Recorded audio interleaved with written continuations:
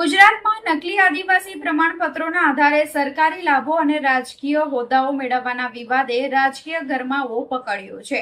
આણંદ જિલ્લા પંચાયતના પ્રમુખ પદની ચૂંટણીમાં સર્જાયેલા વિવાદને પગલે નવસારી જિલ્લા કોંગ્રેસ સમિતિએ આજે જિલ્લા કલેક્ટરને આવેદનપત્ર સુપ્રત કરી વિરોધ નોંધાવ્યો હતો।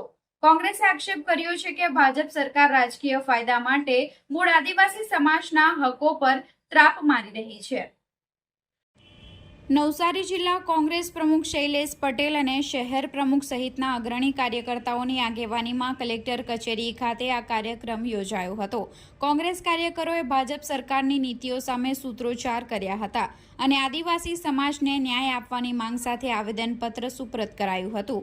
નવસારી જિલ્લા કોંગ્રેસ પ્રમુખ શૈલેષ પટેલે મીડિયાને જણાવ્યું કે આણંદ જિલ્લાના પંચાયતનું પ્રમુખ પદ અનુસૂચિત આદિજાતિ એસટી કેટેગરી માટે અનામત હતું। તેમ છતાં મહારાષ્ટ્રમાં જન્મેલી વ્યક્તિને કાયદાઓનો ભંગ કરી પ્રમુખ પદે બેસાડવામાં આવ્યા છે।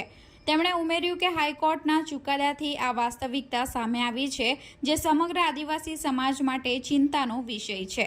શૈલેષ પટેલે વધુમાં જણાવ્યું કે જો અન્ય રાજ્યોના લોકોને ખોટા પ્રમાણપત્રો આપીને સ્થાનિક કક્ષાએ અનામતનો લાભ અપાશે તો ગુજરાતના મૂળ આદિવાસીઓના હકો છીનવાશે।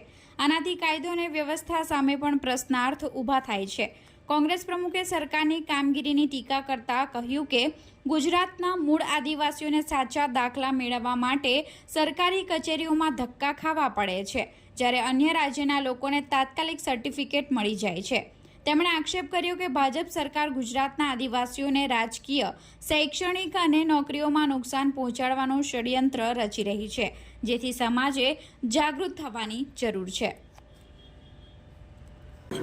આખો આદિવાસી સમાજ અત્યારે ખોટા સર્ટિફિકેટ સામે લડાઈ લડી રહ્યો છે, પરંતુ આણંદ જિલ્લા પંચાયતમાં એક એવો બનાવ બનવા પામ્યો છે કે મહારાષ્ટ્રમાં જન્મેલા વ્યક્તિને ખોટું આદિવાસી સર્ટિફિકેટ આપીને એમને સત્તા સ્થાને જિલ્લા પંચાયતના પ્રમુખના સ્થાને બિરાજમાન કરવામાં આવ્યા છે। અત્યારે ચૂંટણી પંચ કે જેમાં કોઈ દખલગીરી એક સ્વાયત્ત સંસ્થા છે, ત્યારે એમાં હાઈકોર્ટે દખલગીરી કરીને એમને સમર્થન આપ્યું છે, ત્યારે આદિવાસી સમાજ માટે એ ખૂબ ચિંતાનો વિષય છે।